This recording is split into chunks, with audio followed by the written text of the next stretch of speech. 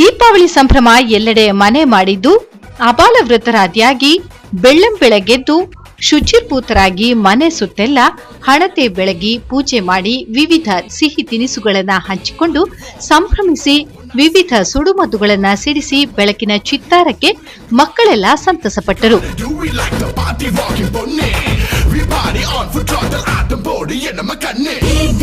ಏತನ್ಮಧ್ಯೆ ದೀಪಾವಳಿ ಹಿನ್ನೆಲೆಯಲ್ಲಿ ಮಂಗಳೂರಿನ ಪಿವಿಎಸ್ ಬಳಿಯ ಅಮ್ಟೂರ್ ಡಿಜಿಟಲ್ ಸ್ಟುಡಿಯೋದಲ್ಲಿ ಲಕ್ಷ್ಮೀ ಪೂಜೆಯನ್ನ ಬಹಳ ವಿಜೃಂಭಣೆಯಿಂದ ಆಚರಿಸಲಾಯಿತು.